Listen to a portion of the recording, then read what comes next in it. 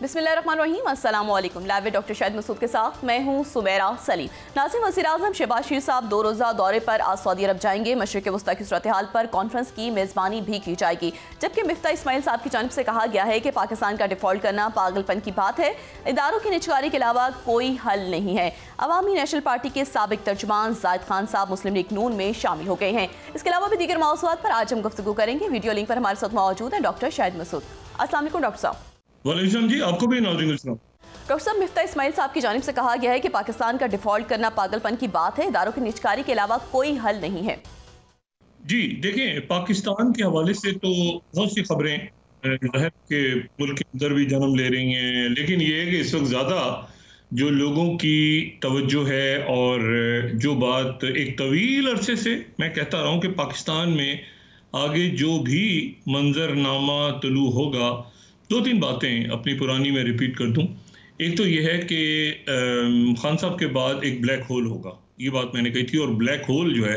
वो PDM 1 हो, PDM 2 हो, वो केयर टेकर सेटअप हो, वो उसके बाद एक ब्लैक होल है और वो ब्लैक होल चलता जा रहा है और उसमें उसके कोई ख़त-ओ-ख़ाल वाज़े नहीं हो रहे, क्योंकि ये जो अरेंजमेंट है या जो सिस्टम है ये तो अपने पैरों पे खड़ा नहीं हो पाया और किसी भी महाज पे इसने कुछ डिलीवर नहीं किया। अब मामला ये है कि यहाँ ज़ाहिर है कि सिस्टम की हुकूमत में और सिस्टम में फ़र्क है। हुकूमत तो ज़ाहिर है कि एक हुकूमत होती है, उसमें कोई इलेक्टेड लोग होते हैं, उनका फिर कोई वो ओनरशिप लेते हैं उसकी, वो अच्छे बुरे कामों की ओनरशिप। यहाँ तो ये सारा मामला है कि 2.5-3-4 साल से ये सारे जो हैं, जो सारे लोग इस अरेंजमेंट में मौजूद हैं किसी न किसी सूरत में, वो सिर्फ जो है वो इसलिए मौजूद हैं बाय डिफ़ॉल्ट कि तहरीक इंसाफ जो है वो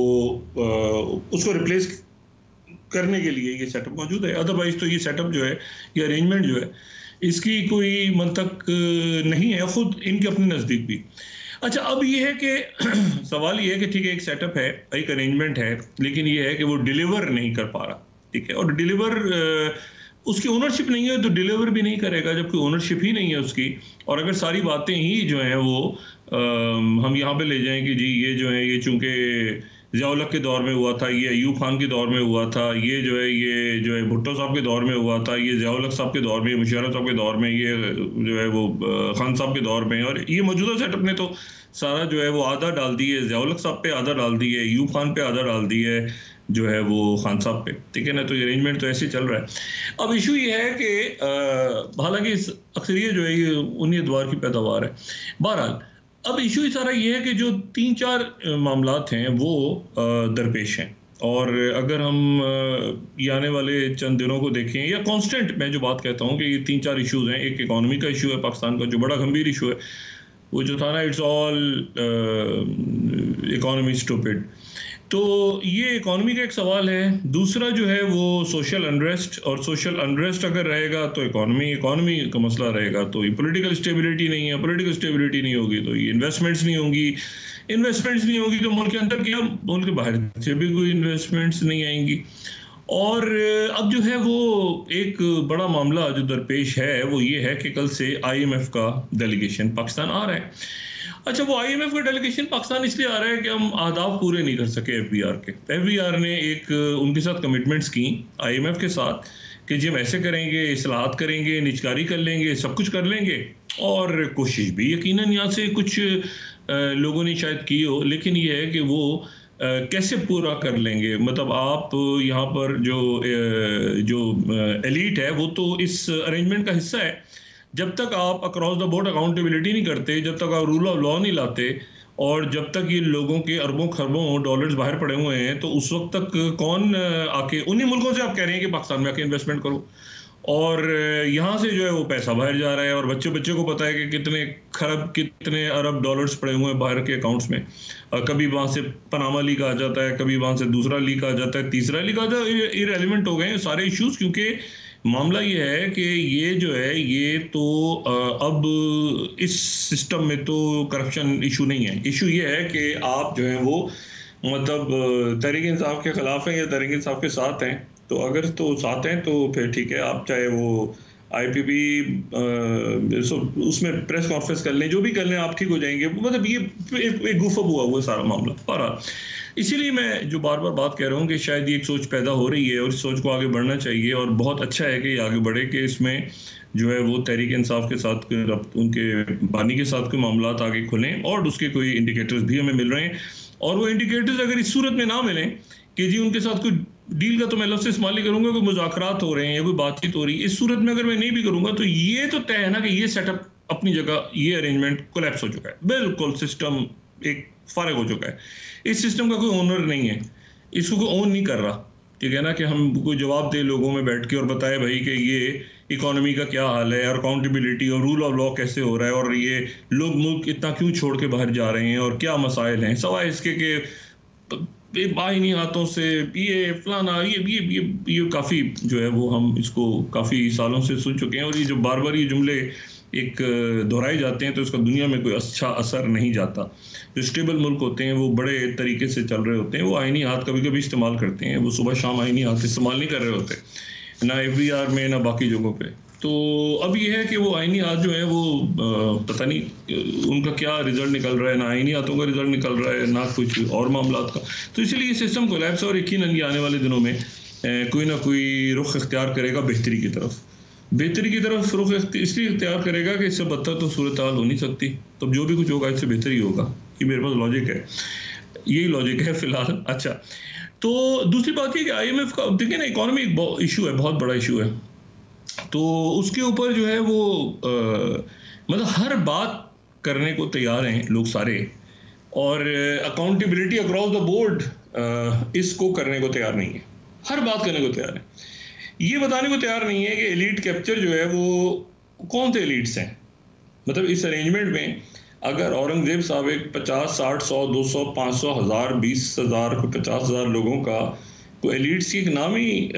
सामने ले आए तो बड़ी मेहरबानी होगी उनकी। लेकिन वो जो कि खुद उस अरेंजमेंट का हिस्सा है, बदकिस्मती के साथ अच्छे आदमी है, नफीस आदमी है, और इस अरेंजमेंट में वो मतलब है कि ठीक है वो आए हैं लेकिन उनके कोई बहुत ज़्यादा स्टेक्स तो नहीं है, तो वो चले जाएंगे, उनसे काम नहीं होगा तो चले जाएंगे, किसी वक्त भी कोशिश पूरी कर रहे हैं वो। लेकिन ये कि अब निचकारी भी नहीं हो रही, अब ये है कि वो FBR ने अहदाफ भी पूरे नहीं किए, तो अब क्या होगा, मिनी बजट आएगा, टैक्स लगाए जाएंगे, वहाँ पे बाइडेन एडमिनिस्ट्रेशन पूछेगी ना आपसे, और साथ ही सऊदी अरेबिया की तरफ से अब हम देखते हैं कि वहाँ से हमें कोई मामला तय हुए नहीं हुए, चाइना के साथ हमारे कोई मामला तय हुए, इकॉनमी के मामला फॉरेन पॉलिसी से रिलेटेड हैं, और फॉरेन पॉलिसी जो है वो इस वक्त जो है वो ये भी हमने देखना है कि भाई CPEC 2 का क्या हुआ, तकारीर करके और शोर शराबा, क्योंकि अफगानिस्तान ये बलूचिस्तान के हालात जहाँ पर हम बात करते हैं दोबारा CPEC की, तो वहाँ पे दहशतगर्दी शुरू हो जाती है। तो वो और चाइना भी उसके ऊपर जाहिर है कि उनके भी अपने तहफ़्फ़ुज़ात हैं, वो हम सब जानते हैं। तो ये देखना ये है कि अभी कैसे ये अरेंजमेंट जो है ये कैसे मतलब है कि निकलता है इन मामला से, और कैसे इन्वेस्टमेंट्स बाहर से आती हैं और कैसे जो है वो आगे मामला चलते हैं। क्योंकि ये जो है ये तो बहुत अच्छा हुआ था कि IMF का प्रोग्राम में हम चले गए थे, उसके बाद कोई चारा नहीं था, बहुत बहुत अच्छा हुआ था। लेकिन ये है कि वो एक महंगा कर्ज और शराइत और बाकी सारे मामला तो अपनी जगह पे मौजूद हैं, और एलीट के अक्रॉस द बोर्ड अकाउंटेबिलिटी जब तक नहीं होगी, आप जितना मर्जी पैसा बाहर से उधार लेकर आते रहें, आप लोगों में जितने मर्जी टैक्सेस लगाते रहें, और लोगों सोशल अनरेस्ट और मतलब है कि उसके नतीजे में ब्रेन ड्रेन हो रहा है, लोगों के बिजली के गैस के बिल्स, ये बिल वो, और अरबों डॉलर जो हैं वो बाहर जा रहे हैं और गए हैं इस पूरे अरसे में। अच्छा, तो और जा रहे हैं, मुसलसल जा रहे हैं, क्योंकि मैंने आपसे ना करप्शन एक तरह से लीगलाइज हो गई है, अब तो करप्शन का जिक्र ही नहीं हो रहा। अब तो ये हो रहा है कि भाई वो करप्ट आदमी था, ठीक है, लेकिन यार ठीक है ना, वो अब अलग हो गया है, वो तो दूसरी पार्टी में चला गया। तो इस तरह से अगर मामला चलेंगे तो फिर ये तो बात इस तरह से नहीं बनी। अक्रॉस द बोर्ड सबका एहतसाब होना चाहिए, चाहे वो तहरीक इंसाफ के लोग ही क्यों ना हो, और चाहे वही क्यों ना हो जो कि IPPs में चले गए थे, या जो भी हो, एलीट कैप्चर नहीं होगा तो कैसे आप लोगों के ऊपर ये FBR के टैक्सेस लगा के सैलरीड क्लास को,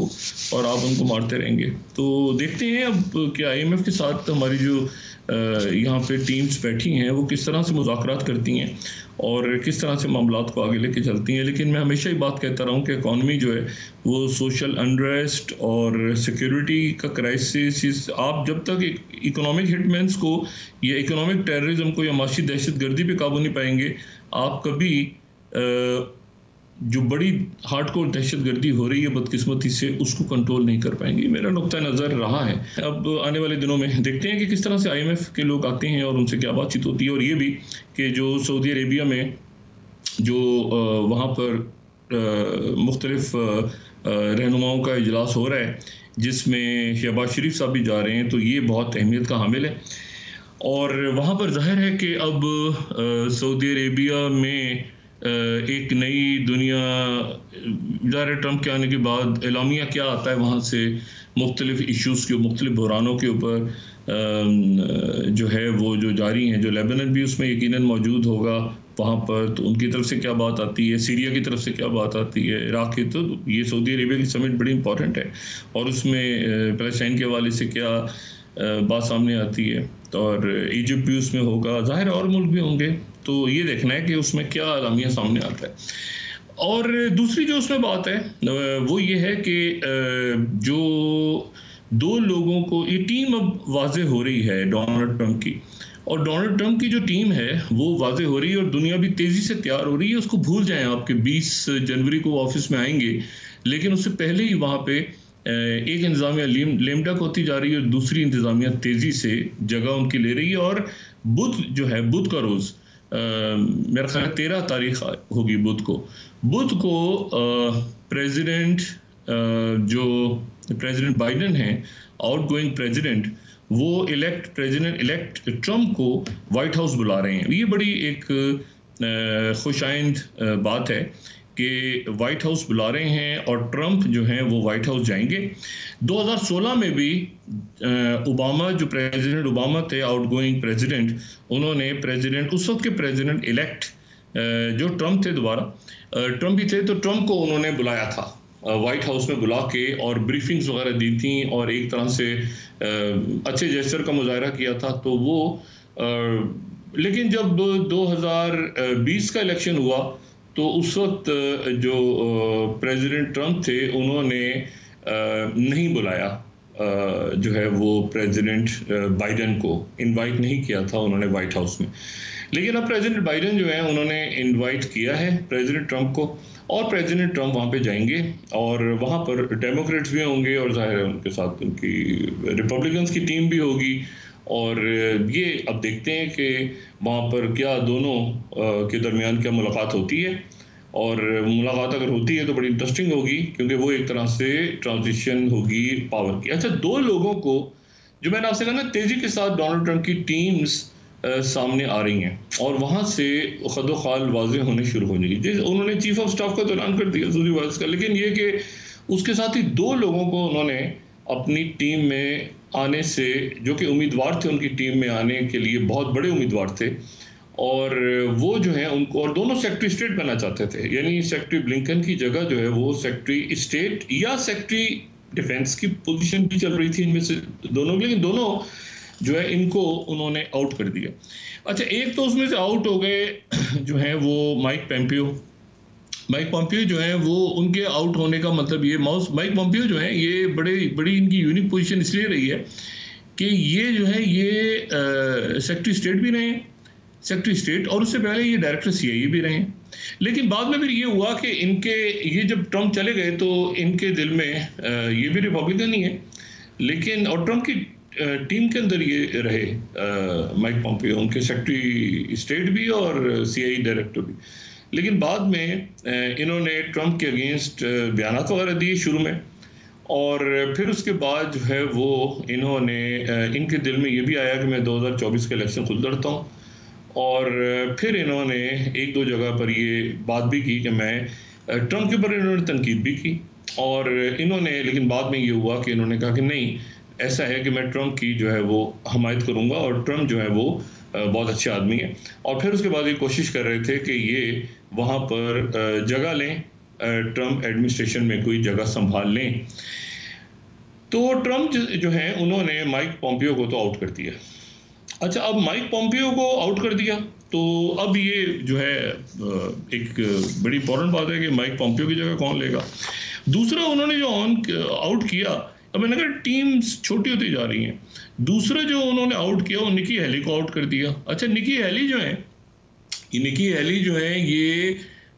सेवेंथा पार के बाद ये यूनाइटेड नेशंस में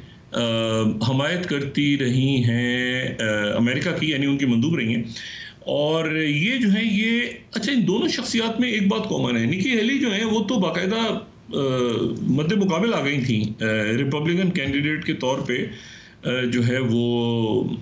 यानी डोनाल्ड ट्रंप के मुकाबले पे वो तकरीबन जो प्राइमरीज वगैरह हो रहे थे, तो निकी हेली उसमें आखिर में आउट हुई। और निकी हेली तो रिपब्लिकन एक तरह से उम्मीदवार थी। तो निकी हेली ने बाद में जो है वो कहा कि अच्छा ठीक है, मैं रेस से आउट हो जाती हूँ, और ट्रंप जो है वो रिपब्लिकन कैंडिडेट के तौर पर उन्होंने इंडोर्स कर दिया। लेकिन उनके दिल में एक दबी दबी ख्वाहिश थी कि वो किसी तरह से ट्रंप इंतज़ामिया का हिस्सा बन जाएं। तो निकी हेली को भी ट्रंप ने जो है वो आउट कर दिया। अपनी टीम से उन्होंने वाज़ेह कर दिया कि वो सारे लोग जो हैं जो मेरे अच्छे बुरे वक्त के साथी नहीं हैं, वो मेरी टीम से उनको उसी तरह से परखा जाएगा। अच्छा, अब ये बड़ा इंपॉर्टेंट है कि उनकी तरफ से सेक्रेटरी डिफेंस का दो पोस्ट बड़ी इंपॉर्टेंट है दुनिया के लिए। एक तो ये है कि बल्कि दो तीन पोस्ट हैं। एक तो ये कि डायरेक्टर सीआईए कौन होंगे, दूसरा ये कि सेक्रेटरी डिफेंस कौन होंगे, और तीसरा ये कि सेक्रेटरी स्टेट कौन होंगे। तो किसी भी वक्त इनके नाम आने शुरू हो जाएंगे, और इनके जब नाम आने शुरू हो जाएंगे, अच्छा माइक रॉजर्स हैं, एक माइक रॉजर्स हैं जो डार्क हॉर्स हैं। उनके लिए डार्क हॉर्स मैं इसलिए कहूँगा कि वो जो हाउस की आर्म्ड कमेटी है उसके वो सरबराह हैं, उनका नाम भी चल रहा है। रिपब्लिकन हैं, ट्रंप के बहुत सपोर्टर हैं, बहुत लॉयलिस्ट हैं, उनका भी नाम चल रहा है। लेकिन अच्छा, टॉम कॉटन का तो पहले जिक्र कर चुका हूँ, और माइकल वॉल्स का भी जिक्र कर चुका हूँ। उनका सेक्रेटरी डिफेंस की दौड़ में ये हैं, तो यहाँ से क्लैरिटी आएगी पेंटागन के ऊपर। जाहिर है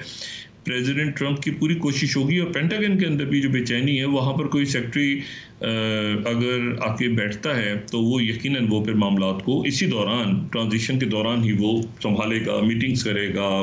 देखेगा सारे मामलात को। तो मेरे ख्याल से फौरी तौर पे प्रेसिडेंट ट्रंप जो है वो ऐलान कर, क्योंकि दो लोगों का तो उन्होंने ऐलान कर दिया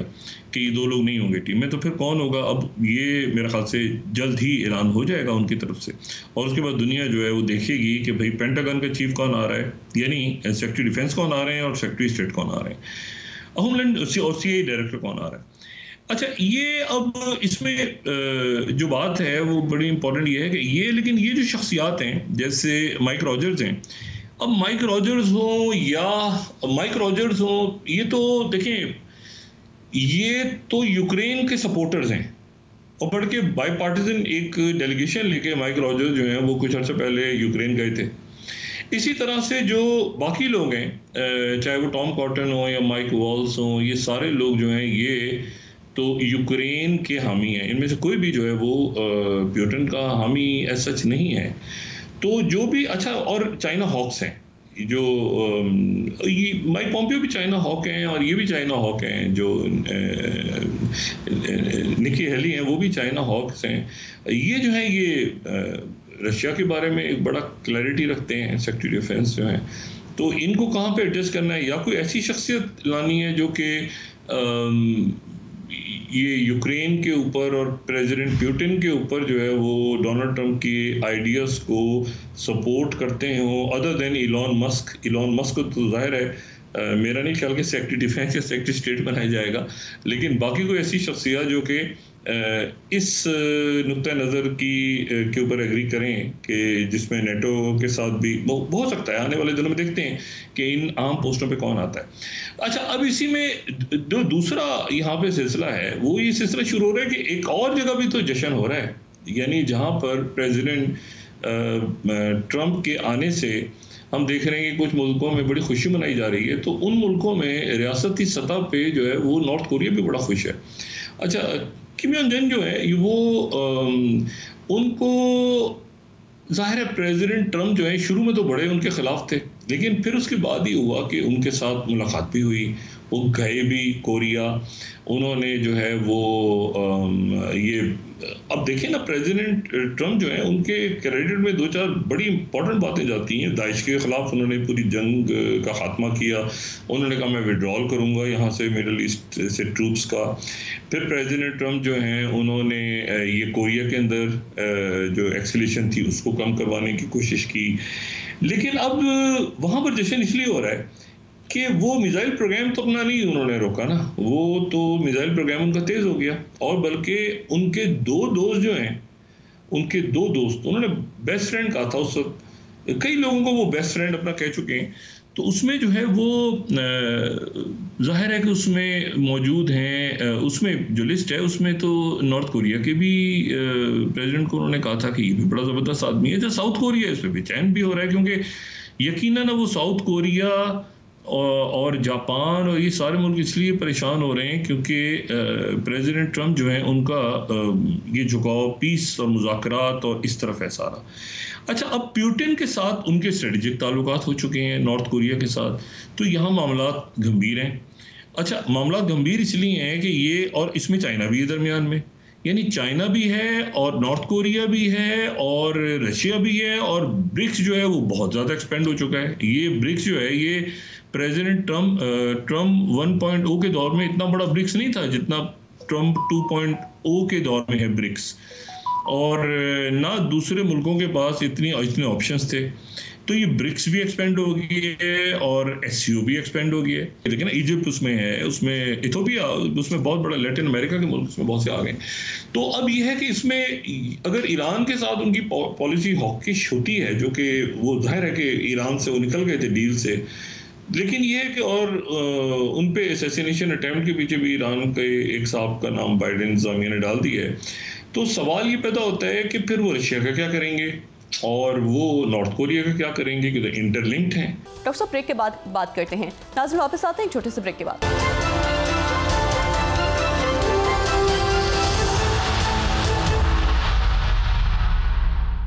वेलकम बैक नाज़रीन। डॉक्टर साहब, इसाक डार साहब की अरब इस्लामिक समिट के वज़ीर ख़ारजा कौंसिल के इजलास में शिरकत की है, जबकि फ़लस्तीनियों के खिलाफ इसराइल की मुहिम जोई की भी मज़म्मत की गई है।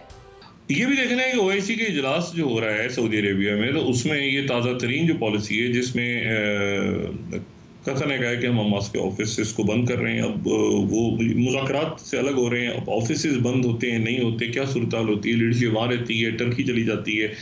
किस मुल्क में ईरान चली जाती है, ये देखना है अभी।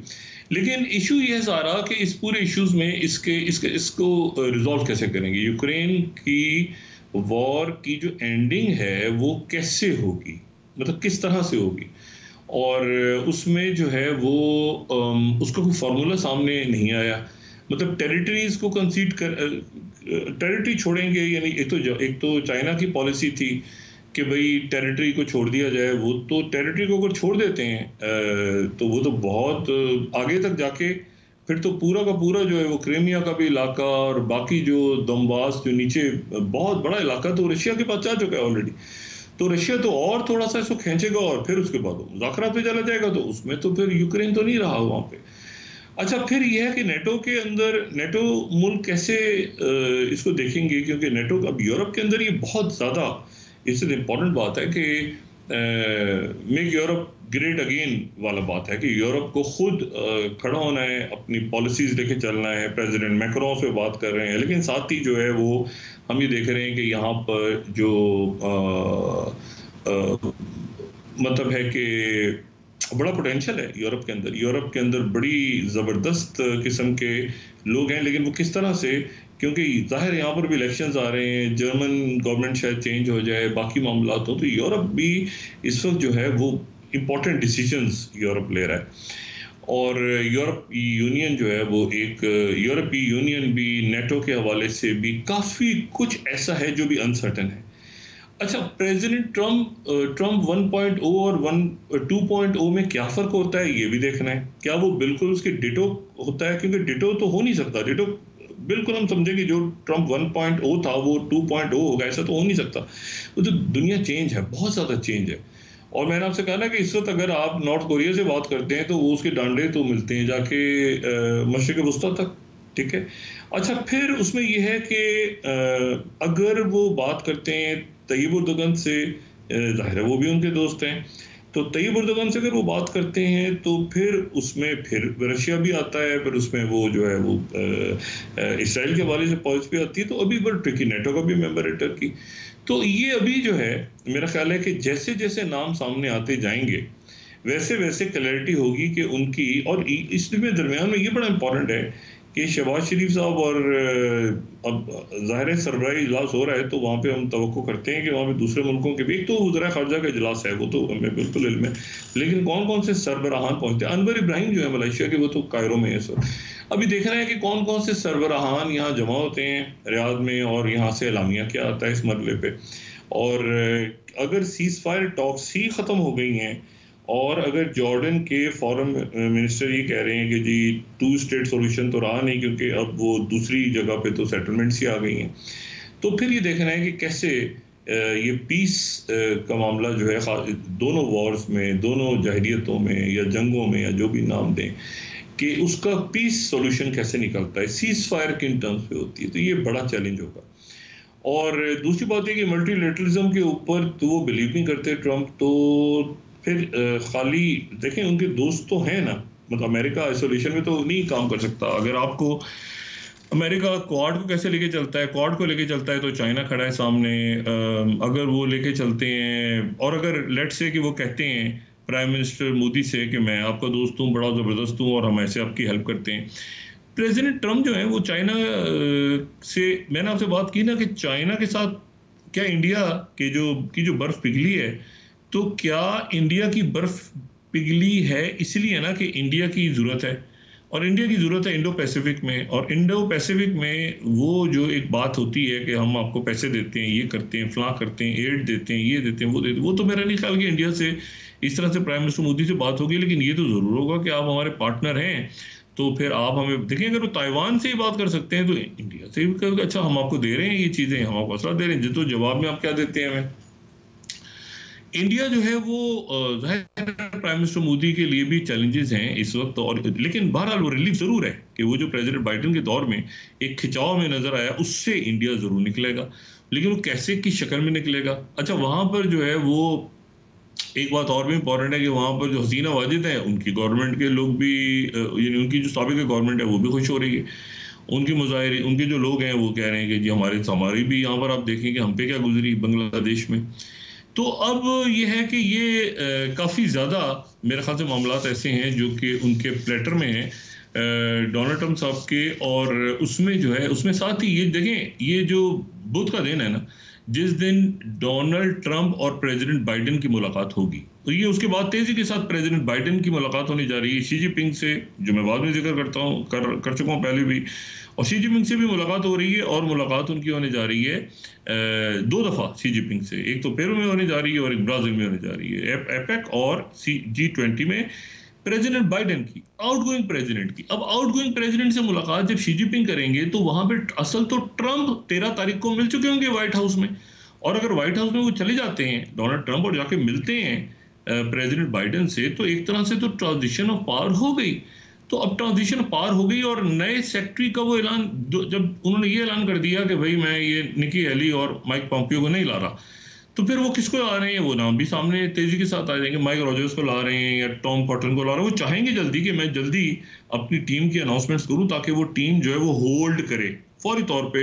ये इंटरनेशनल पॉलिटिक्स में, और आगे अंदर दाएं बाएं मैं बता दूंगी जी मैं आने के बाद यही चीफ इसको लगाऊंगा, मैं आने के बाद जो है, जैसे व्हाइट हाउस गेट कीपर तो अनाउंस कर दिया उन्होंने, बड़ी ज़बरदस्त टफ खातून है, जो सुजी वेल्स है उनकी पुरानी लॉयलिस्ट हैं, और लो प्रोफाइल में, जैसे माइक रॉजर्स लो प्रोफाइल में रहे ना। अब ये कि ये दोनों तीनों नाम जैसे ही वो अनाउंस करते हैं तो अगली दुनिया फौरी तौर पे उनकी कॉल्स रिसीव करेगी। यानी अब प्रेसिडेंट बाइडेन की कॉल्स तो मेरे ख्याल से अब वो जाते हैं, अगर ट्रम्प से मिलने के बाद वो शी जिनपिंग से मिलते हैं, देखिए ना ये बड़ी इंपॉर्टेंट मुलाकात होने जा रही है, जो मैं बात दोबारा कर रहा हूँ। अगर 13 तारीख को ये मुलाकात होती है बुध के रोज, ट्रम्प जाते हैं व्हाइट हाउस, तो एक तरह से व्हाइट हाउस में जाके तो वो तो व्हाइट हाउस को टेक ओवर कर रहे हैं ना एक तरह से। बाइडेन के आप दावतनामे को ये समझ लें कि ट्रम्प आ गए एक तरह से व्हाइट हाउस, साथ और टीमें अनाउंस कर रहे हैं अपनी तेजी से। तो अब इस पूरी पिक्चर में जो है वो ये बड़ा इंपॉर्टेंट है कि पाकिस्तान हम कैसे देखें, कुछ चीज़ें ऐसी हैं जो हमने खुद ठीक करनी है, और हम ये अच्छा भी अब तो बरस हो गए, सारा साल हो गए इस बात को करते हुए कि जी IMF का डेलीगेशन आएगा तो FBR की सलाहत, इस सिस्टम में, इस अरेंजमेंट में कैसे कोई सलाहत हो सकती है, कैसे कोई निष्कारी हो सकती है, कैसे कैसे कौन सी ट्रांसपेरेंसी यहाँ पे मौजूद है। तो इसीलिए जो मैं कहता हूँ ना कि सिस्टम अब कोलैप्स पड़ा हुआ है, इसके ओनरशिप है नहीं कोई, इसमें इसको कोई मतलब वो क्या की बात करेंगे, वो क्या आएंगे। जाहिर है औरंगजेब साहब भी नहीं कर सकते वो इस अरेंजमेंट का हिस्सा है। औरंगजेब साहब वो, मैंने आपसे कहा ना, वो खुद इस अरेंजमेंट में बदकिस्मती वो बात बिल्कुल ठीक कर रहे हैं कि FBR का बढ़ना चाहिए, सबको टैक्स देना होगा, सबको निजकारी के हवाले से, लेकिन ये तो थ्योरी है ना, इसको प्रैक्टिकली ग्राउंड पे कैसे इम्प्लीमेंट कर रहे हैं उन्होंने, ये एक सवाल है। तो ये कि FBR नाकाम हो गई, ये फलां हो गया, ये तो सभी नाकाम हो, सभी मुल्क में कामयाब फिर कौन है, तो हर चीज़ को ठुस हो गई है, तो फिर ये तो कैसे चलेगा। तो मैं इसीलिए कह रहा हूँ ना, सिस्टम तो गॉन सिस्टम, ये अब रॉटन सिस्टम के अंदर आप बैठ के ये कहें कि जी अच्छा जी एक एलिट क्लास होती है तो एलिट क्लास टैक्स देगी तो उसको यूं होगा तो ऐसे होगा। वो भाई ये बातें तो जो है वो औरंगजेब साहब से माजरत के साथ ये बातें तो हम करते रहे हैं ना, और करते ही रहे हैं। आपके आने से पहले भी हो रही थी और आपके जाने के बाद भी होती रहेंगी। तो ये तो कोई बात ना हुई ना, यही आपसे पहले यही बातें तो सारे लोग करते रहे, बल्कि मतलब बहरहाल तो अब ये भी नहीं हो सका, वो भी नहीं हो सका, वही चीज़ भी रह गई, वो चीज़ भी रह गई, फलां भी नहीं हुआ, फलां भी नहीं हुआ, काम तो फिर क्या हुआ है। और सवाल इसके कि मजीद टैक्सेस, ये मत कहिएगा कि मिनी बजट लाना ज़रूरी है क्योंकि लोग टैक्स नहीं देते। लोग तो सांस लेने का भी टैक्स दे रहे हैं। ये जो स्मॉग फैली हुई है, ये सारा मलबा आपने डाल दिया इंडिया के ऊपर, होगा उनका भी कंट्रीब्यूशन, लेकिन यहाँ आपके यहाँ जो मामला है उसको आपने ठीक कर लिया क्या। तो बात ये है कि वो तो अब हर चीज़ के ऊपर ही अगर हम ये कह दें कि जी ये उसने किया था, ये वो कर रहा है, ये फलां कर रहा है, ढिमाकना कर रहा है, हम खुद क्या कर रहे हैं भाई। तो मेरा ख्याल है कि हमें बड़ी इस वक्त इम्पोर्टेंट बात है कि ये जो इकोनॉमी का इशू है, इसमें चाइना के साथ, इसमें IMF के साथ, इसमें जो, और IMF का वो मुआहदा जो कि बाइडेन दौर में हुआ था, तो नई एडमिनिस्ट्रेशन आके कैसे उसको कैसे देखेगी, ये भी एक सवाल है बहुत ज़्यादा। वो तो अमेरिका फर्स्ट की बात कर रहे हैं ना, तो बड़ी मोहतात होकर चलने की जरूरत है। इस सिस्टम से काम अगर नहीं हो रहा तो ये सिस्टम बैठा रहे जितनी देर बैठना है, लेकिन जितनी देर बैठेगा उतनी देर ये अरेंजमेंट जो है मुल्क को नुकसान करता रहेगा। जी बहुत शुक्रिया डॉक्टर साहब। नाज़रीन, के साथ आज का प्रोग्राम अपने इख्तिताम को पहुंचा। मुझे सुमेरा सलीम को इजाजत दीजिए, अल्लाह निगहबान। जी डॉक्टर साहब। जी, अपना दोस्तों रिश्तेदारों, फिर दोनों के लूंगा, सब ख्याल रखिएगा। अल्लाह हाफिज।